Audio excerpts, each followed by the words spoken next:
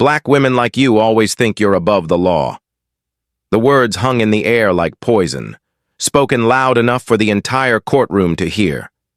Then came the slap. Officer Mark Riley's heavy hand struck Dr. Aisha Thompson's face with brutal force. The crack echoed off the walls like a whip. Her head snapped sideways so hard her vision blurred for a moment.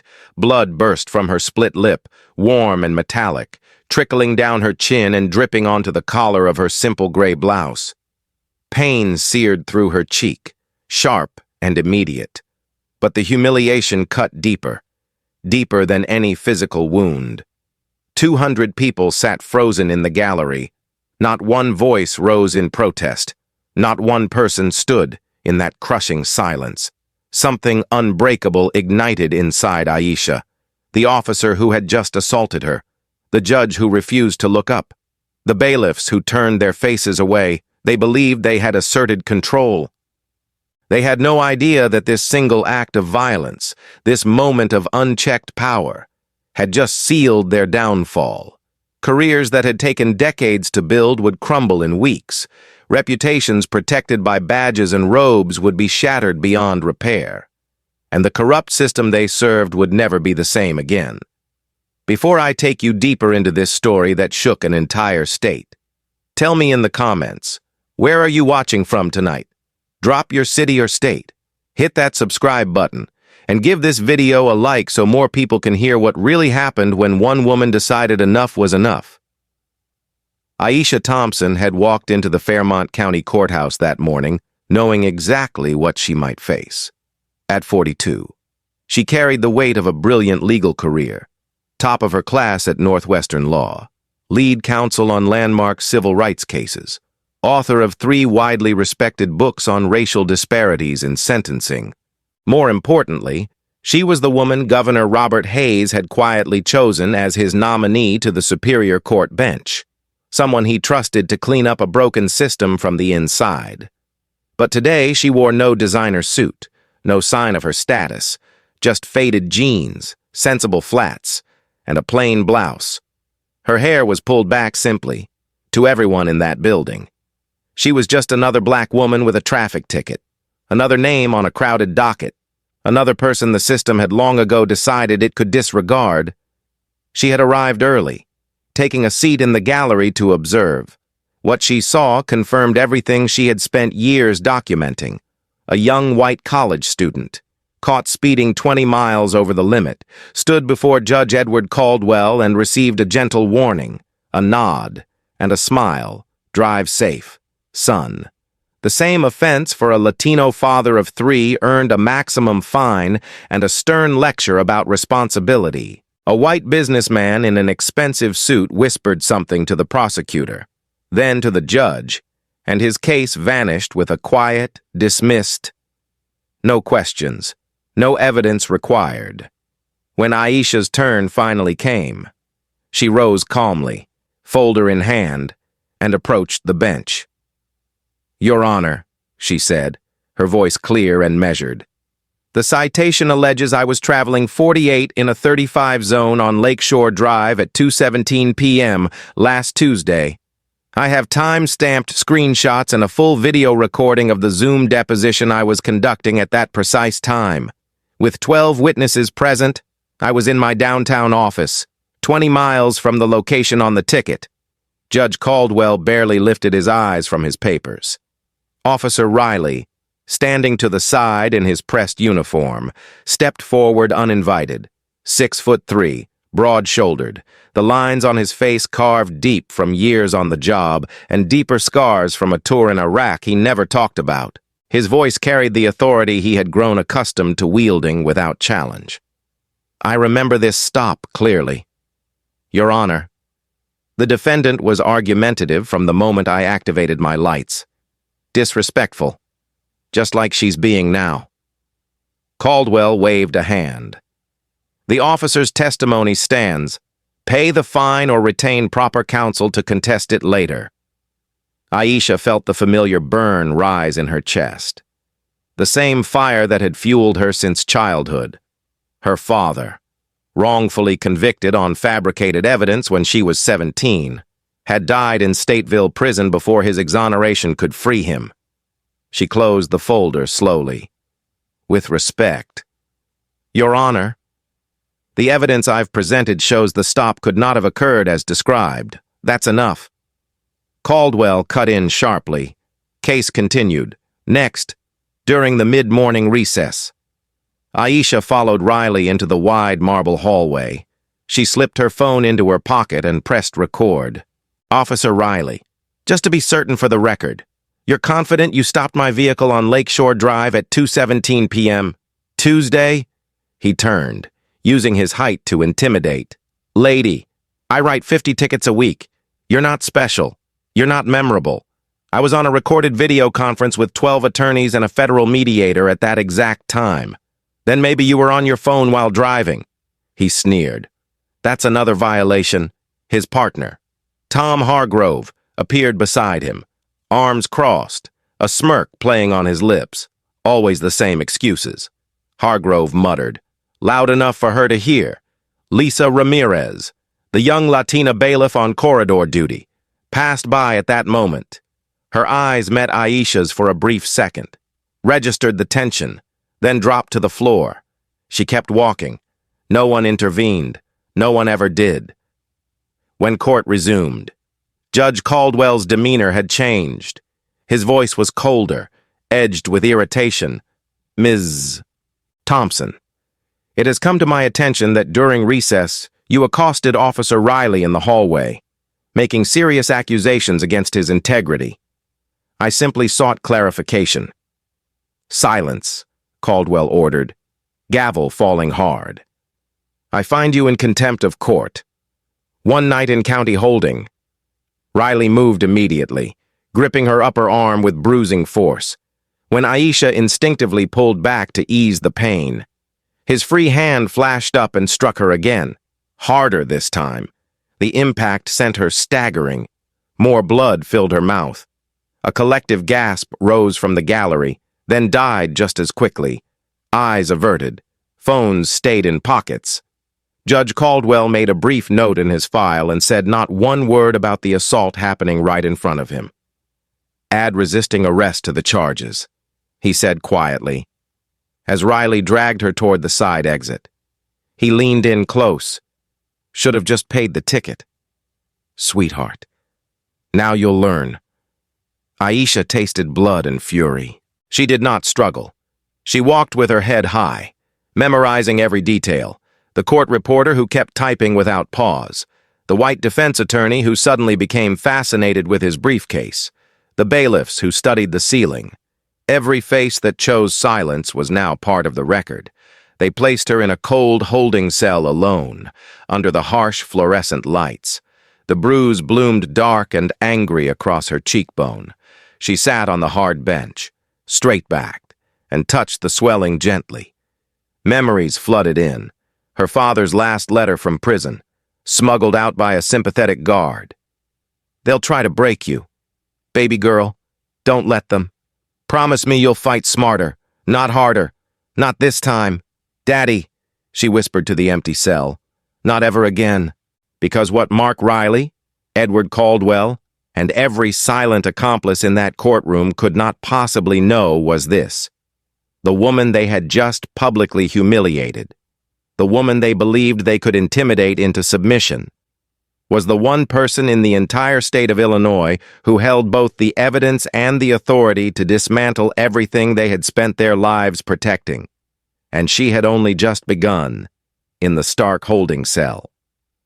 The fluorescent lights buzzed overhead like angry insects, casting harsh shadows on the concrete walls. Dr. Aisha Thompson sat motionless on the cold metal bench, her face throbbing with a deep, relentless ache. The bruise had already spread, dark and swollen, turning her cheek a violent shade of purple that would linger for weeks. Dried blood crusted at the corner of her mouth. She tasted copper with every shallow breath. Yet she did not slump. She did not weep. She sat tall, shoulders squared, eyes fixed on the opposite wall, letting the pain sharpen her focus, turning raw humiliation into cold, unbreakable determination. This was not the first time the system had tried to diminish her. It would be the last time it succeeded with anyone. Officer Lisa Ramirez approached the bars during her evening rounds, the young Latina bailiff, still new enough to the job to feel the weight of certain routines, stopped and glanced both ways before speaking softly. That injury looks serious. Ma'am, do you want medical attention? I can call the nurse. Aisha turned slowly, meeting her gaze without flinching. What I want is my one phone call. Nothing more. Ramirez hesitated, then nodded once. She unlocked the gate and escorted Aisha to the wall-mounted phone in the dimly lit corridor. Aisha dialed a number she knew by heart. On the second ring, Sarah Mitchell, her trusted executive assistant, answered with concern already in her voice. Sarah, it's Aisha. Dr. Thompson, your 2 o'clock deposition was canceled without explanation. Where are you? Are you all right? County holding at Fairmont. Listen closely and do not interrupt. Contact Governor Hayes immediately. Secure line. Tell him the undercover observation has produced irrefutable, first-hand evidence. I've been assaulted in open court by Officer Mark Riley. Twice, in front of the bench. The recording is live on my phone. They confiscated the device, but the cloud backup activated the moment I pressed record. Everything is preserved. Sarah gasped audibly. Assaulted? How bad is it? Bad enough to photograph well? Bruised face? Split lip? Visible to any camera? But I'm steady. Tell the governor to prepare a formal statement for first light tomorrow. This ends the waiting period. We move now.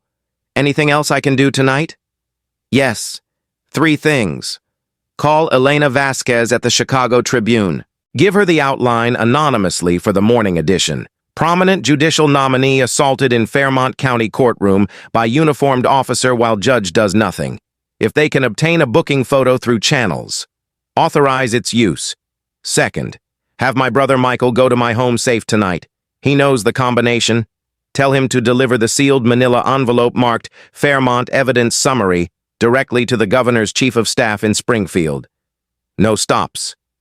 Third, activate the emergency contact list for the Reform Task Force. Quietly. We will need them ready. Ramirez stood nearby, arms crossed tightly, listening to every word. Her professional mask slipped further with each sentence. This detainee was no ordinary citizen. This was someone with reach, someone who spoke of governors and evidence summaries as calmly as others discussed the weather. When the call ended, Aisha faced her directly, voice low but unwavering. Officer Ramirez, I am filing a formal assault complaint against Officer Mark Riley for the strikes delivered in open court and during custody. I would like your full name and badge number as witness to my current visible injuries and the time of this statement. Ramirez swallowed hard, glancing down the empty corridor. With all due respect, ma'am, Riley and Judge Caldwell go back years. Golf buddies, hunting trips, complaints against him. They disappear. Nothing ever comes of them. Aisha held her stare, unflinching. This one will, I promise you that. Back in the cell, alone once more. Aisha leaned against the cool concrete wall and closed her eyes. Her thoughts moved with the precision of a surgeon through the mountains of evidence she had compiled over 3 exhausting years. 850 documented cases in Fairmont County alone, where Black and Latino defendants received sentences 3 times longer than white defendants for identical offenses. Dozens of internal affairs complaints against specific officers that were dismissed without investigation.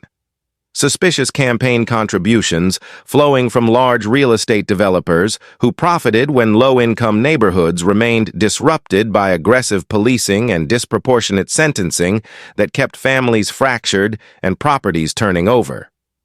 Governor Hayes had come to her privately 18 months earlier, asking her to confirm what spreadsheets and affidavits could only suggest, experienced the system not as a powerful attorney, but as an ordinary citizen. She had agreed. Knowing the personal risk, she had never imagined physical assault in open court. But now they had handed her something no carefully staged investigation could ever match. Undeniable. Public. Witnessed violence against a respected professional.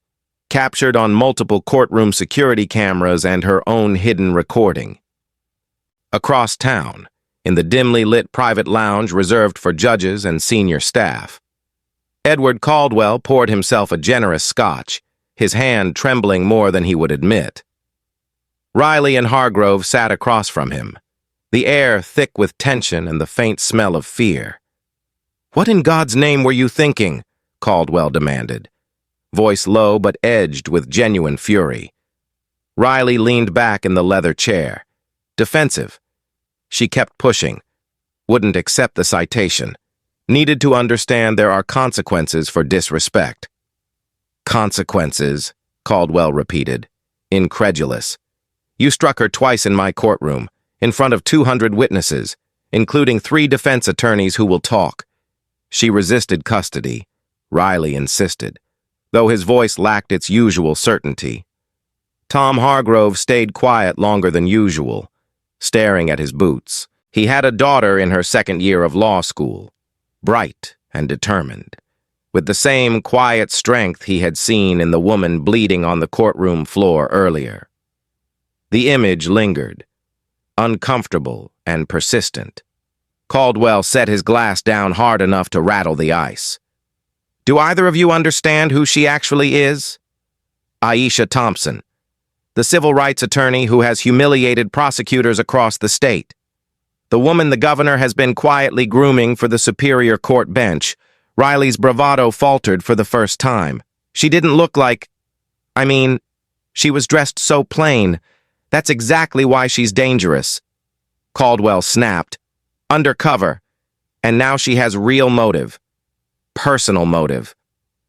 "I saw her phone recording in the hallway," Hargrove said quietly, almost to himself. Caldwell's face tightened into a mask of calculation. "Then we contain it tonight.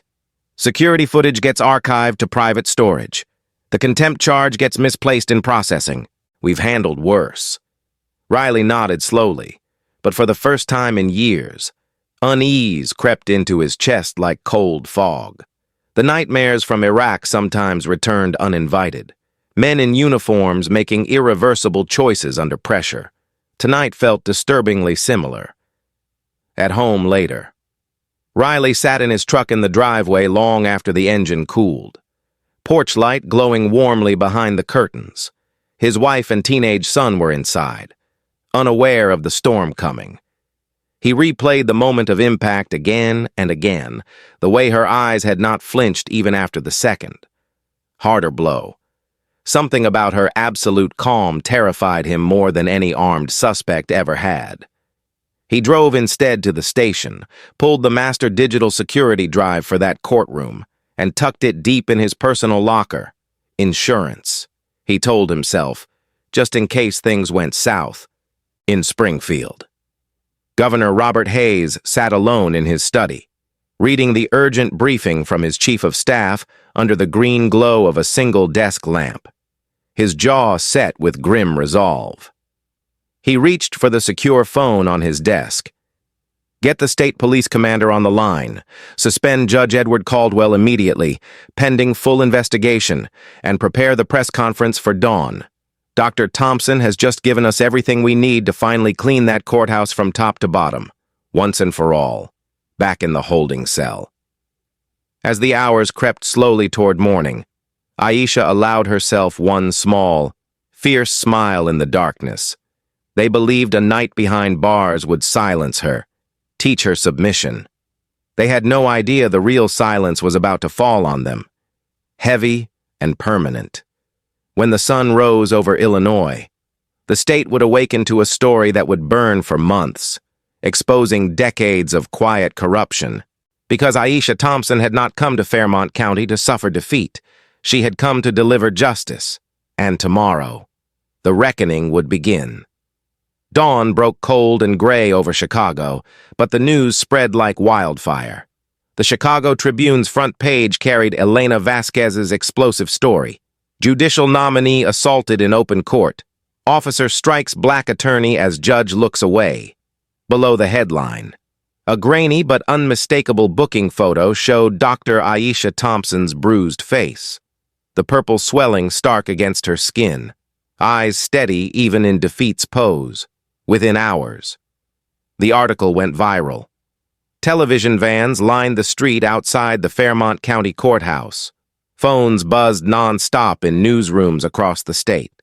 By mid-morning, the story dominated every local broadcast and climbed national trending lists in the governor's mansion in Springfield. Robert Hayes watched the coverage with grim satisfaction. He had waited for this moment for months.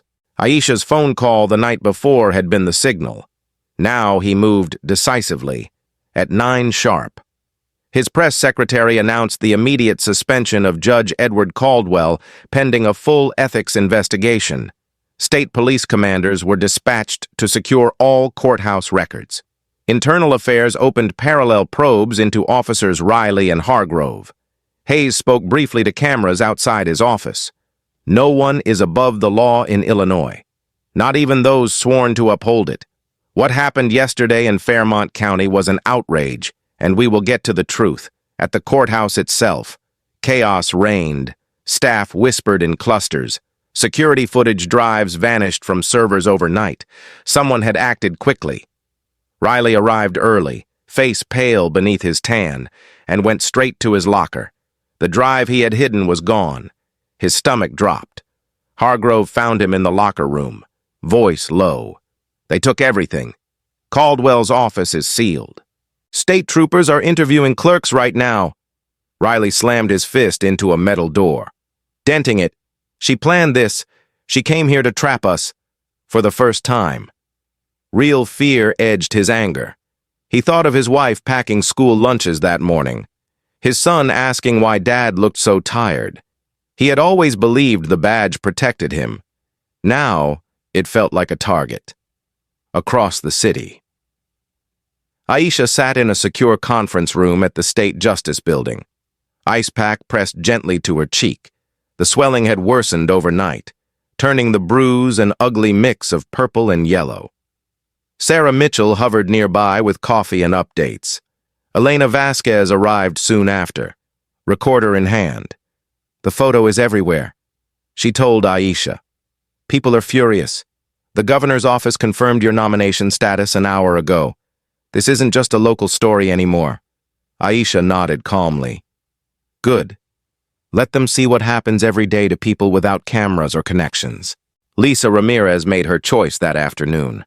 She had replayed the previous day's events all night. The hallway confrontation, the second slap in court, the way no one, including herself, had spoken up. Her mother had raised her to believe in right and wrong, not in protecting bad apples. She requested a meeting with the state police investigators, in a small interview room, under bright lights. She laid it out plainly. I witnessed Officer Riley strike Ms. Thompson twice, once unprovoked in the courtroom. I heard him and Officer Hargrove make derogatory comments about her race in the corridor. I've heard similar comments before. It's common. She provided dates of prior incidents she had quietly noted in her personal log. When the investigator asked why she had not reported earlier, her voice caught. I was afraid, but seeing her face yesterday, seeing her refuse to break, I can't stay silent anymore.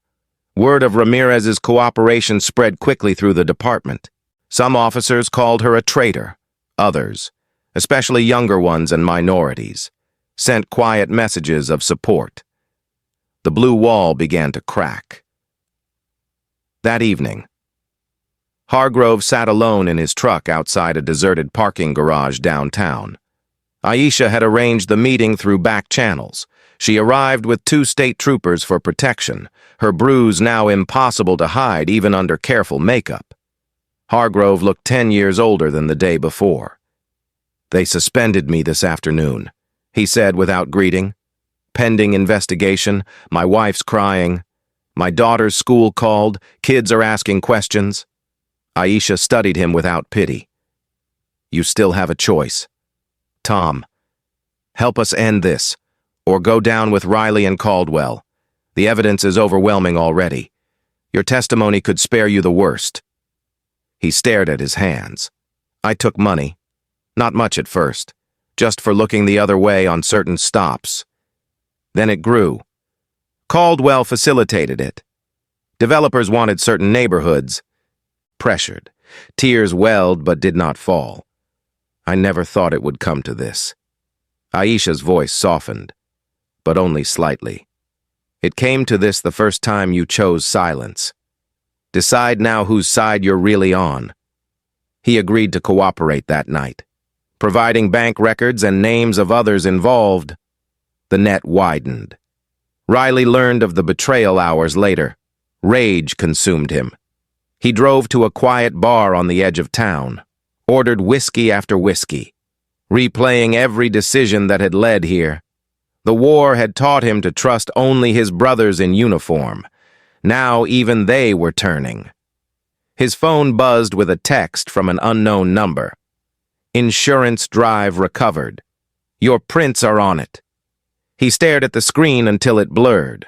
For the first time in 20 years on the job, Mark Riley felt truly alone in her temporary secure apartment that night. Aisha stood at the window watching city lights flicker below. Sarah had left hours earlier. The bruise throbbed with her pulse. She touched it gently, remembering her father's words from long ago. "They will hurt you if they can, but pain passes. Truth endures." She had the truth now, in recordings, in testimonies, in data no one could dispute. Tomorrow the grand jury would convene. Indictments would follow. She whispered into the quiet room. "We're coming for all of it. Daddy, every last piece." Outside. Snow began to fall softly over Chicago, covering the city in temporary white. But inside the halls of power, a fire had been lit that no storm could extinguish. The reckoning was no longer coming. It had arrived. The morning after the story broke, Governor Robert Hayes called an unprecedented press conference on the steps of the state capitol in Springfield. Cameras flashed like lightning as he stepped to the podium. Dr. Aisha Thompson at his side, her bruise, now a deep mosaic of purple and yellow, stood out starkly against her brown skin. Impossible to conceal even with careful makeup. She wore it like evidence. Head high, gaze steady.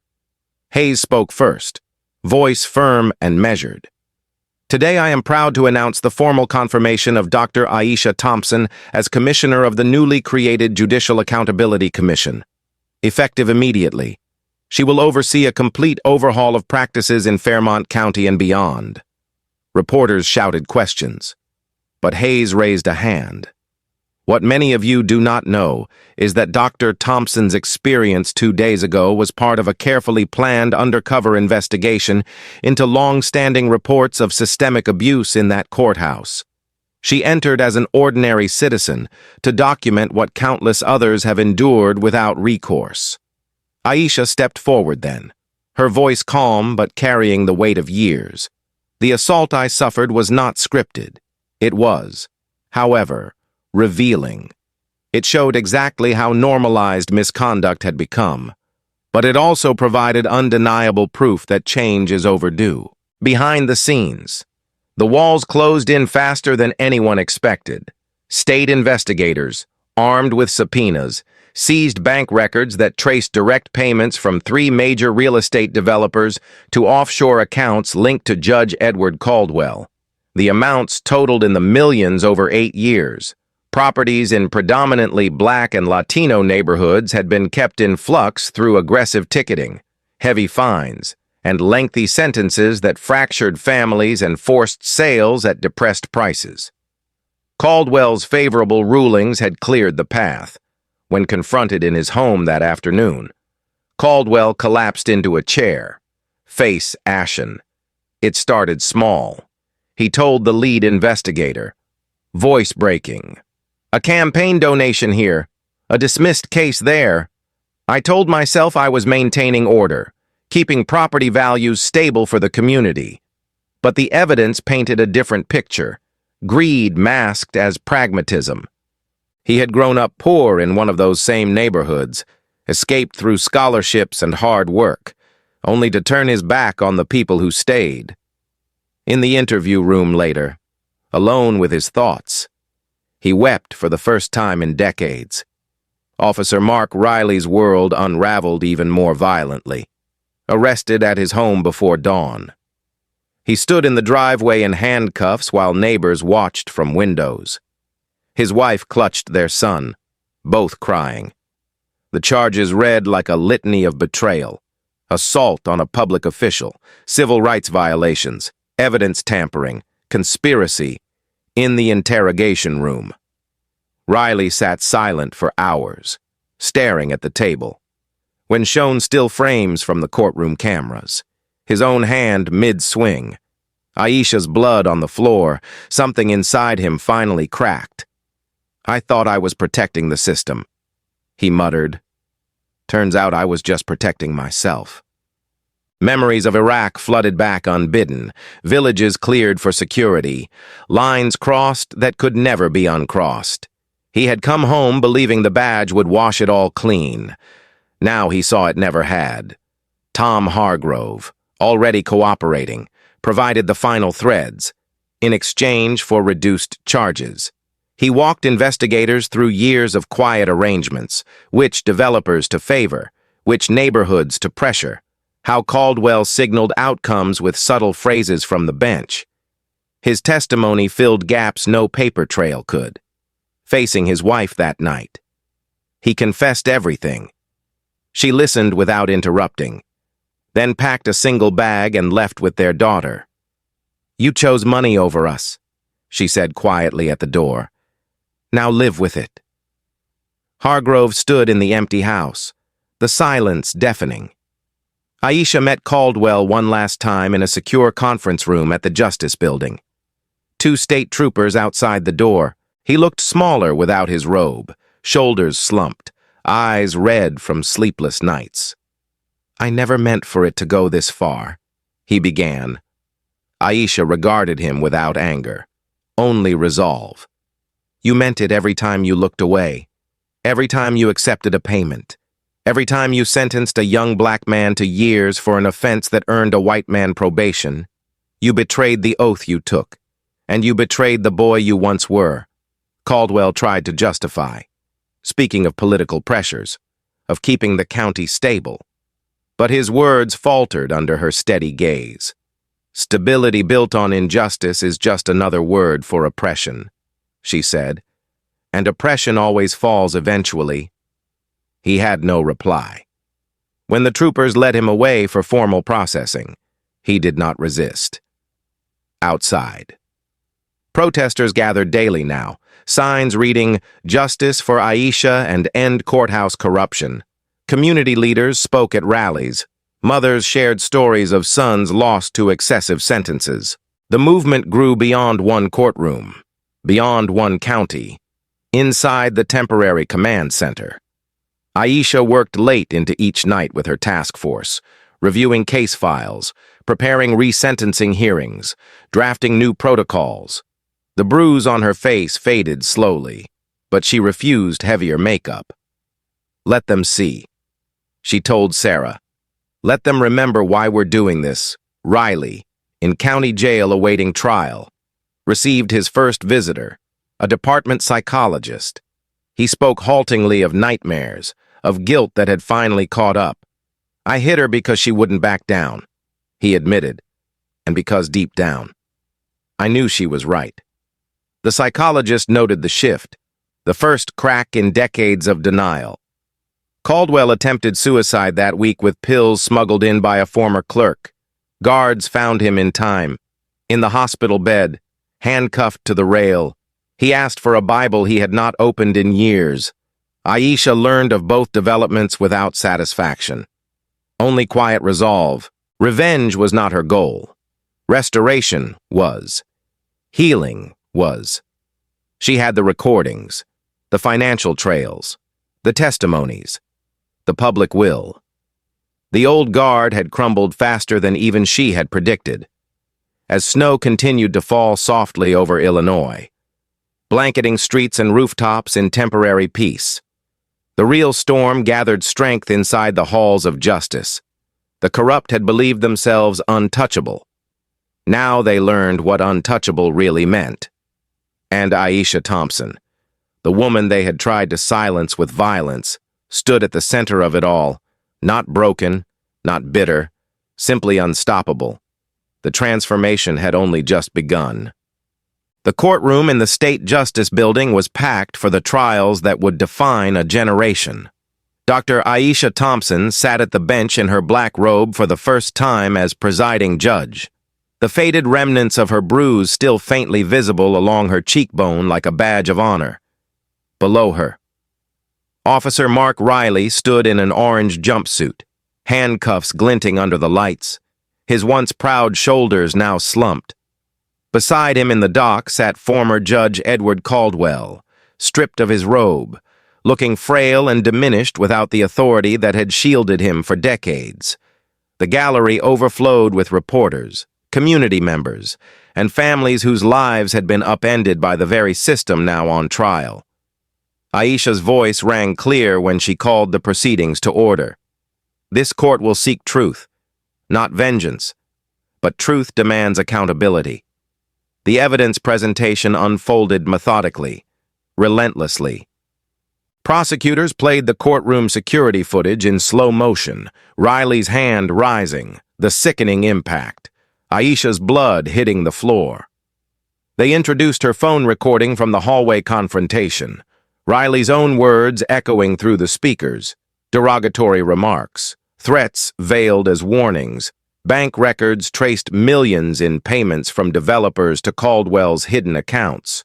Tom Hargrove, pale and composed on the witness stand, testified for the state under his plea agreement. He detailed years of coordinated pressure, which neighborhoods to target with aggressive enforcement, which cases Caldwell signaled to punish harshly, how the money flowed in return for keeping property values artificially stable by displacing families of color. When Aisha asked him directly why he had finally come forward, Hargrove looked toward the gallery where his wife and daughter no longer sat. Because I saw what silence cost, and I didn't want my daughter to grow up believing that was acceptable. Riley took the stand next. He had lost weight in the months awaiting trial. The swagger was gone. Under Aisha's calm questioning, he admitted the strikes. I believed the uniform made me right, he said, voice hoarse. I believed order mattered more than fairness. When shown photos of Aisha's injuries the day after the assault, he looked away.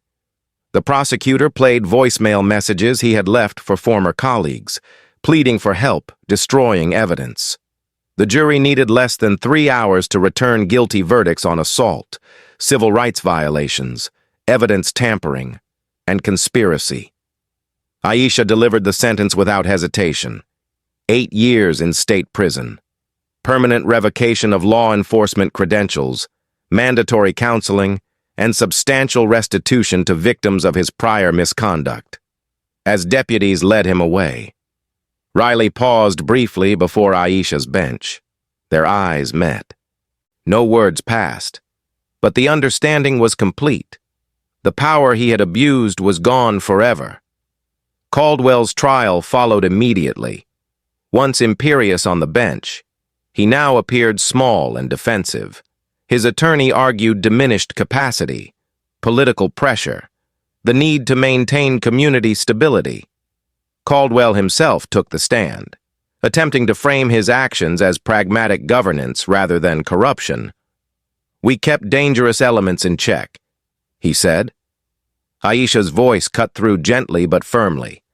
By dangerous elements, you mean young black men receiving 10 years for possession, while white defendants with identical records received probation? He had no adequate reply. The financial trail was ironclad. Hargrove's testimony implicated him directly. Former clerks, emboldened by the changing climate, added accounts of destroyed files and whispered instructions. The jury deliberated only 90 minutes. guilty on 22 counts of judicial misconduct, bribery, conspiracy, and civil rights violations. Aisha's sentence was measured but severe: 22 years in federal prison, permanent disbarment, forfeiture of all assets above basic retirement to a victim restitution fund. As the verdict was read, Caldwell's hands trembled. He turned to the gallery where his wife sat alone. Head bowed. She did not meet his eyes. Outside the courthouse that afternoon, the crowd gathered in quiet celebration rather than rage. Signs read, "Equal justice at last and thank you, Judge Thompson." Mothers who had lost sons to excessive sentences wept openly. Community leaders embraced. Aisha stepped briefly to the microphones, voice steady. "Today is not an ending. It is a beginning. Individual accountability matters, but systemic change matters more. We will review every questionable sentence from that courthouse. We will rebuild trust one case at a time." In the weeks that followed, the personal costs became clearer. Riley's wife filed for divorce, taking their son to live with her parents in another state. Letters from his child stopped coming. In prison, he enrolled in the mandated therapy program, speaking for the first time about Iraq, about the fear that had hardened into cruelty. Caldwell's health deteriorated rapidly behind bars. 2 years later, he would die of heart failure in a prison infirmary, alone, except for a guard. His final letter to the victim fund expressed remorse, but it arrived too late for most to care. Hargrove, serving 5 years probation for his cooperation, began speaking at police academies about the dangers of compromised integrity. His family remained fractured, but his daughter wrote once, "I'm still angry, Dad, but I'm proud you finally told the truth." Aisha returned to her temporary chambers that evening, exhausted but unbowed. Sarah Mitchell brought coffee and the first stack of resentencing petitions, 450 cases already flagged for review. Aisha opened the top folder, reading the name of a young man who had served 6 years for an offense that typically carried probation. She picked up her pen. The bruise on her face had healed completely now. But the work of healing a broken system had only just started, and for the first time in decades, real change felt not like a dream, but like an unstoppable reality. The morning after the sentences were handed down, the old Fairmont County Courthouse officially became the Equity Justice Center. The faded brass plaque bearing the county seal was removed before sunrise, replaced by a simple, bold sign that read, "Equal justice under law. Actions, not words." Dr. Aisha Thompson stood on the front steps at dawn. Robe off, coat collar turned up against the January wind, watching workers install the first of 60 new high-definition cameras that would record every public space inside the building. Live-streamed to a public portal. No more closed hallways, no more whispered deals. Sunlight, she had decided, would be the cheapest and most effective disinfectant, inside. The transformation moved at relentless speed. Aisha's Judicial Accountability Commission now occupied 3 entire floors of the State Justice Building and a growing wing of the newly renamed center. Civilian oversight panels were sworn in. Every courtroom received body camera docking stations for officers and mandatory recording for judges. Sentencing software was rewritten to flag statistical disparities in real time if a proposed sentence fell outside guidelines by race or zip code. It triggered an automatic second review by an independent panel. A 24-hour anonymous reporting hotline went live. In the first week alone, it received 912 calls. Each one assigned a case number and a human investigator within 72 hours. Resistance came fast and fierce. The police union filed emergency injunctions claiming the cameras violated officer privacy. 3 real estate developers named in the bribery probe threatened lawsuits and quietly moved assets offshore. Anonymous death threats arrived at Aisha's secure apartment. Envelopes with bullets, Late-night calls breathing heavily, a brick through her brother's car window. State police assigned a permanent protection detail. Aisha refused to flinch. They are loud because they are losing. She told her staff in the daily briefing, "Keep working. Captain Lisa Ramirez, promoted to head the newly created Court Conduct Unit. Walked the halls in uniform with new insignia on her collar." Older officers turned their backs when she passed. Younger ones, especially women and minorities, asked for transfers to serve under her. She implemented mandatory implicit bias training filmed in virtual reality. Officers and judges forced to experience arrest and sentencing from the defendant's perspective. Some resigned the first week. Most stayed and changed. Within 8 months, courtroom use of force incidents dropped 71%. Sentencing disparities fell 62% and kept falling. Tom Hargrove, under house arrest with an ankle monitor, began a required speaking circuit at the police academy. He stood before classrooms of cadets in a plain gray jumpsuit, no badge, no gun, and told them the truth. How easy it had been to slide from looking away once to selling his soul one favor at a time. Some cadets walked out, others took furious notes. One young black woman in the front row waited until the end, then asked quietly, "Sir, do you sleep at night now?" Hargrove met her eyes. "Not yet," he answered. "But I'm trying to earn it, every Thursday evening." Aisha held open office hours in the newly renovated lobby of the Equity Justice Center. No appointment needed. Mothers brought case files of sons still incarcerated. Fathers carried folders yellowed with time. She listened to each story, took each file, promised nothing except review. By the end of the first year, 487 sentences had been vacated or reduced. Men and women who had lost a decade walked out into sunlight they thought they would never see again. One man, released after 12 years for a non-violent offense, fell to his knees on the courthouse steps and wept so hard security thought he was injured. Aisha knelt beside him, placed a hand on his shoulder, and simply said, "Welcome home, Mark Riley, now inmate number 47,892 at Stateville, spent his days in the prison laundry, folding orange uniforms that looked exactly like the one he once wore with pride." Therapy was no longer optional. The warden enforced Aisha's order. In group sessions, he spoke haltingly of Fallujah, of a child he couldn't save, of coming home and mistaking control for healing. When the counselor asked why he had hit a defenseless woman in a courthouse, he answered with the first honest words he had spoken in years, "Because she looked at me and saw the truth. And I hated her for it." Some nights he woke screaming. Most nights he lay awake, listening to other men breathe, wondering how many of them were there because of choices he had made or ignored. Edward Caldwell's health failed quickly behind bars. The man who once commanded silence with a glance now shuffled to the infirmary in slippers. Oxygen tank rolling beside him. 2 years and 3 months after sentencing. He suffered a massive heart attack during visiting hours. No family came. Only a guard and a nurse were present when he whispered, "Tell her I'm sorry," unsure whether he meant his wife, Aisha, or justice itself. He died before anyone could ask. Aisha learned of his death during a late-night briefing. She paused, closed the folder, and said only, "May he find the mercy he denied others." Then she turned the page and kept working. By the end of that first year, the Equity Justice Center had become a pilgrimage site.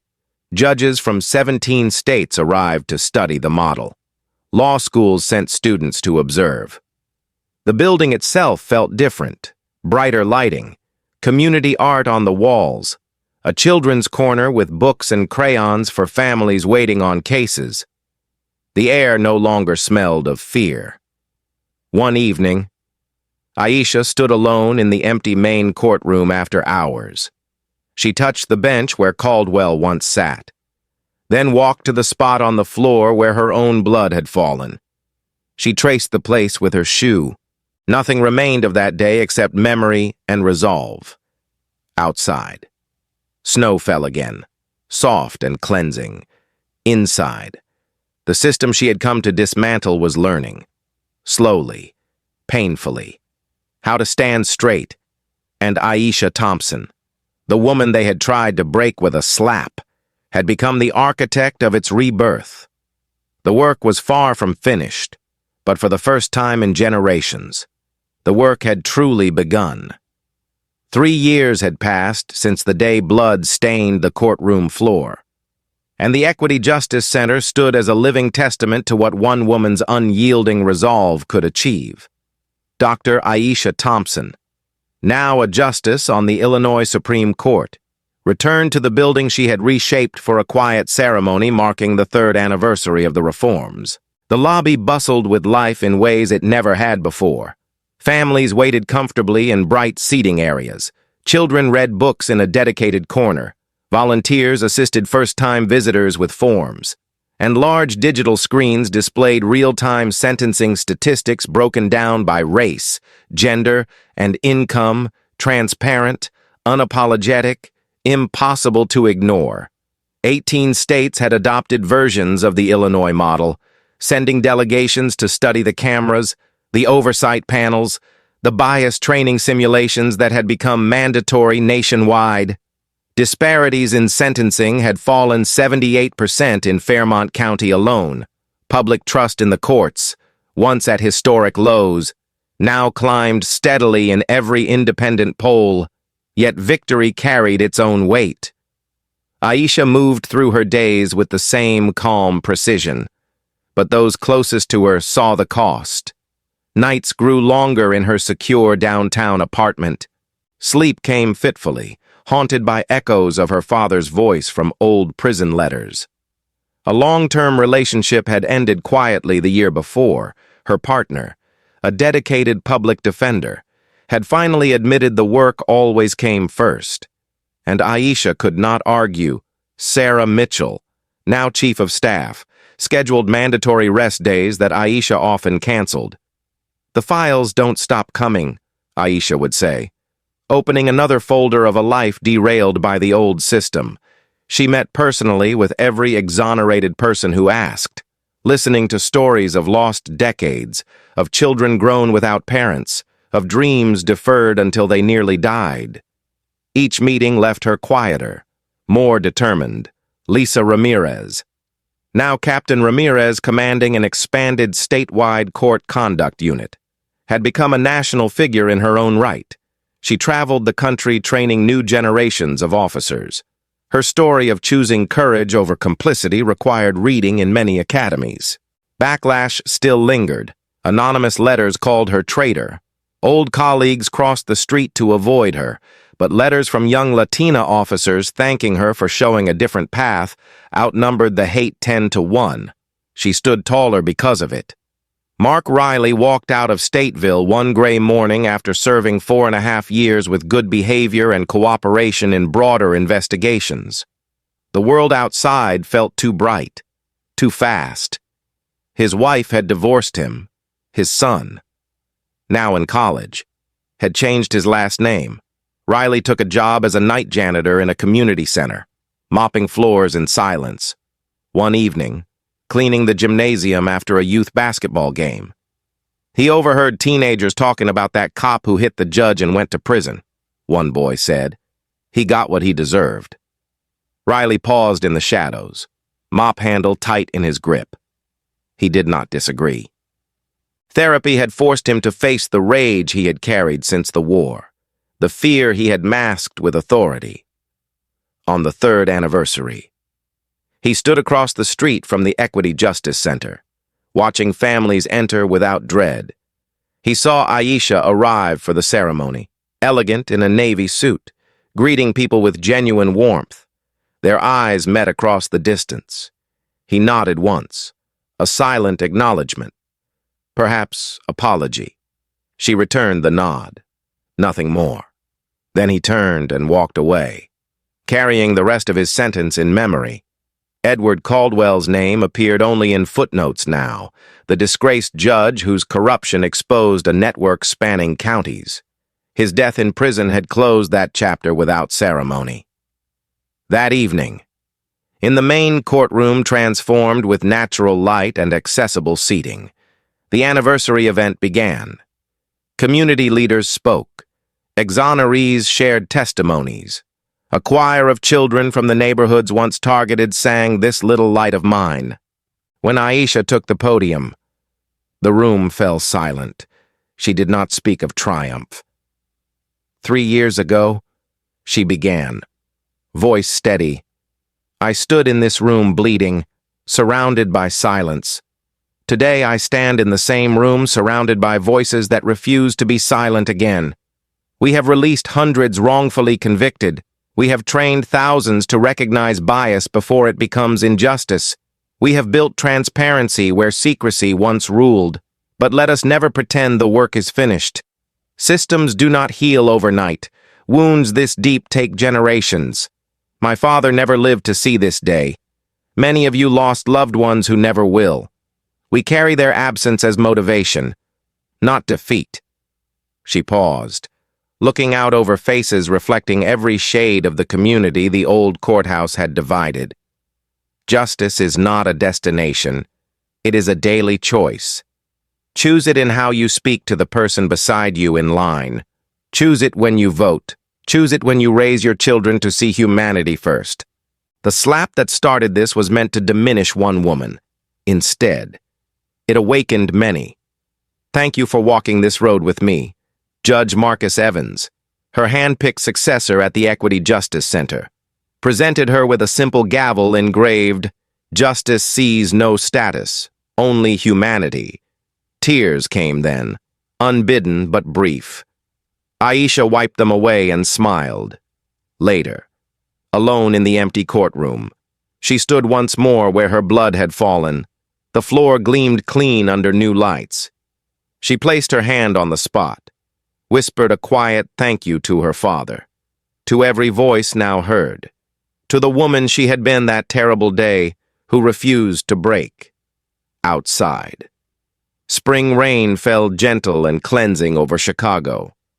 Inside, the light she had kindled burned brighter than ever, and Aisha Thompson, the woman who began as a target of injustice, walked out into the evening carrying not bitterness, but the quiet, fierce certainty that real change, hard-won and imperfect, had taken root at last. The story was not over, but for the first time in a very long while, it felt like hope was winning. Thank you so much for watching this story with me. It means the world. If it touched you, please give it a like, comment where you're watching from, and subscribe for more stories of real courage and change. Your support helps spread the message. See you in the next one.